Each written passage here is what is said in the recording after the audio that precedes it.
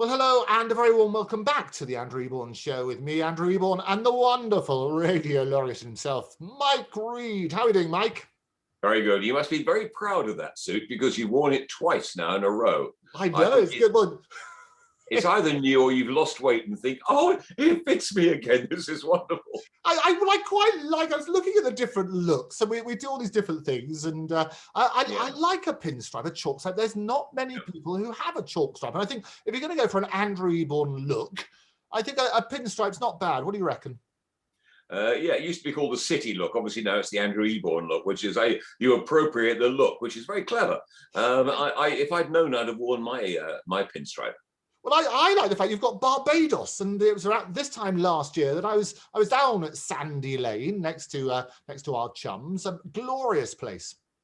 Yeah, absolutely. I think we're back there in either July or August. We're meant to be back there, so looking forward to that enormously. It would be wonderful because you pop down fairly regularly, don't you? We're going to do one of your series down there, I think around October time. When I was supposed to be in Cannes, you were supposed to be in Barbados, and obviously they clipped our wings, didn't they? Yeah, that's right. No Cannes. Is there Cannes this year? It probably is this year, I would think. Well, it's virtual, so I'm again interviewing the great and good, the titans of television. We're doing it virtually but also for MIP China. There's a special event in China, which I'm doing virtually, but they reckon we'll be back face to face in October. That's what we're all hoping for. Yeah, this year, October this year, should be back to normal. That would be good, won't it? Yeah. Because we're always the perfect double act down in Cannes. We're just strolling on the Croisette. It's always a joy. I never know which people really know you or which people go, oh my God, he's just coming and say, hello, everybody. Hello, I'm back. And you go, oh, okay. Yes, exactly. It's that look I never of know terror. where you've gone, where they go, who the hell were those two? No, it's all talking of who the hell and what the hell. Who on earth came up with a special day for tools?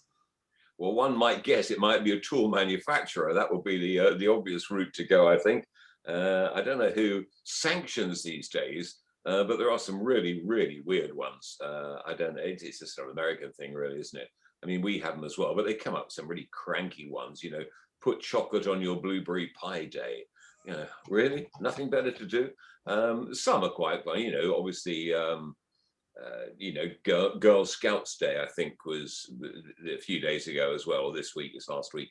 And that's good. And I thought, oh yeah, I could do that. And I was thinking of all the famous, they call them Girl Scouts in the States, Girl Guides here. And we started with Lady Baden-Powell in 1909. And I thought, oh, that'd be a nice thing to do. And I thought, actually, I'm not sure it's that funny. I couldn't really find anything to get to grips with. I mean, the Queen, of course, was a girl guide. Even people like Gwyneth Paltrow, Debbie Reynolds and her daughter Carrie Fisher were both girl guides. Lucille Ball was a girl guide. And I thought, oh, this might be fun. But in the end, I didn't really get anywhere. I thought, there's not too much that's funny about that, but yeah, great institution, been going 110 years now. Oh, phenomenal! Absolutely. Did you used to be a Boy Scout? I was a little cub. I remember we used to have this wonderful uniform, and I had a red woggle.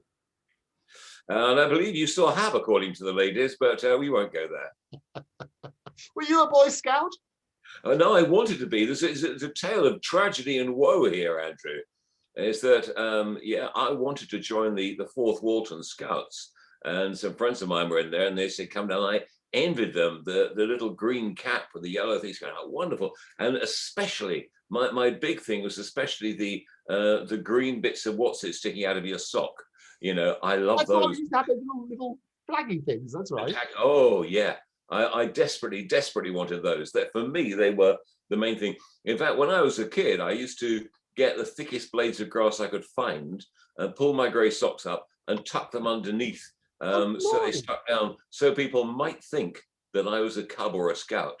I'm not sure they were fooled by bits of blades of grass for one moment, but that was my way of thinking. And often I went to bob a job with friends of mine that were in Cubs and Scouts, and I wore a grey pullover, which looked kind of scoutish, and I made myself look as scoutish as possible, but I didn't have the uniform. So, and at one point, because we had the Sea Scouts fete in our garden, and I loved it, this distant sound, I could wait for the drums and the bugles.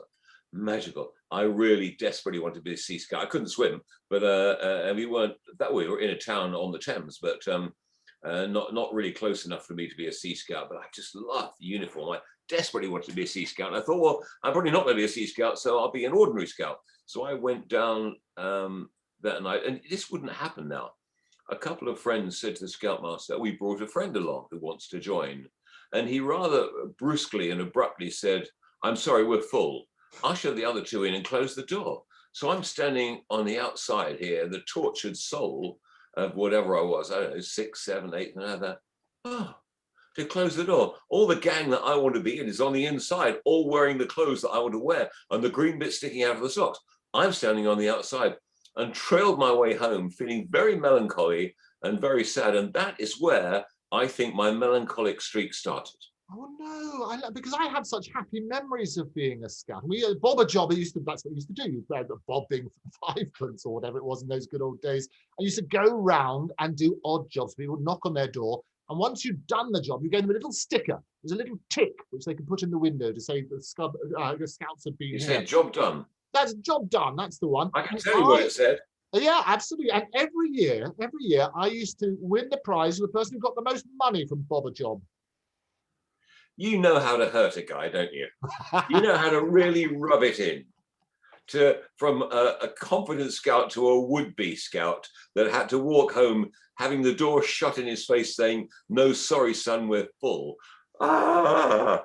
It's tough. Well, part one of the jobs, which would be the lovely segue into why you didn't pick scouts, is the fact you'd have to polish all these sort of hammers and chisels and things like that. You often, with tools, had to go and rescue them from the neighbour who'd borrowed them all those months ago. This is an extremely convoluted link that you did there. I'm not sure I quite buy it. Like building a rather wobbly Bailey Bridge, I think that was. But I know where you're getting it, because yes, it was National I Love My Tools Day as well. There you go. Yeah. Always a joy. Well, the Radio Laureate didn't pick the scouts, and we understand why. There's all sorts of emotional baggage that needs to be dealt with. Yeah. We'll unpick that another time. But you went for National Tools Day. Let's hear what you have to say. I still want to be a scout if there's time. I'd like to join if possible. Anyway, I'll shrug off my melancholia and get on with the poem. It's Worship Your Tools Day. It's Worship Your Tools Day, something made up by fools, eh? Nevertheless, I will confess they hit the nail on the head. To my hammer I am wed. Love of tools isn't dead, my hammer is mon amour. And what's more, I love my monkey wrench, more alluring than any wench. And an honourable mention to the Foo Fighters, who did a song of the same name. So those blighters, the Foo, love their tools too. So forgive my romantic peccadillos, but I'm in love with my Black & Decker Drillos. And love moves in strange ways as I become enamoured of my sea of lathes, cutting, facing, turning, sanding. I'm in love, and notwithstanding, also I've a crush on my screwdriver. And a bit of a sizzle for my chisel, and I'm driven insane by my plane. And when I gaze into the face of my bit and brace, my face goes ashen and I'm overcome with passion. And when I hold the pliers, the fires of love roar, and then I become fickle and embrace my saw with its beautiful serrated edge, and make a pledge not to get romantically addled when I handle my brattle. And I get jealous and sore when someone walks out with my fret saw, or when someone hugs my rule plugs, or hankers for my drywall anchors. And if a DIY rival got an eyeful of my toolkit and fell for it, they'd catch it from my hatchet. And if they stole it away from me, I'd feel empty and hollow, difficult to swallow, because my toolkit is a hard axe to follow. Hey, I love the toolkit is a hard axe to follow. It's all worth it just for that punchline. I'm not sure.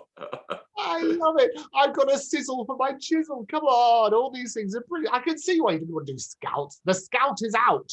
It's good. Yeah, no, I could have got the poetry badge. Oh, you could have done. I reckon, as you rightly point out, Amanda Gordon, the youth poet laureate, only has to scribble every now and again when Joe Biden gets elected and that sort of thing. You have to do one every single day. I know. It is extraordinary. And I don't get the vat of Malmsey that she gets from Her Majesty or whatever. So unfortunately, so there we are. I don't get the drink from the Queen for writing these. They still haven't made Scout. Sometimes I wonder what life's about. Hey, I see what you did there. Well, for now, Radio Laureate, thank you very much for joining us. Thank you, Andrew. Bye-bye.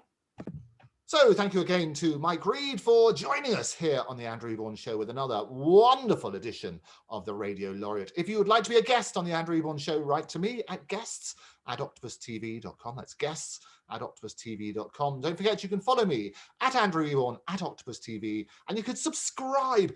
Do it now. Press that button and you can join us every single day for much, much more of the same. But for me, for now, thanks for joining us. See you next time. Bye-bye.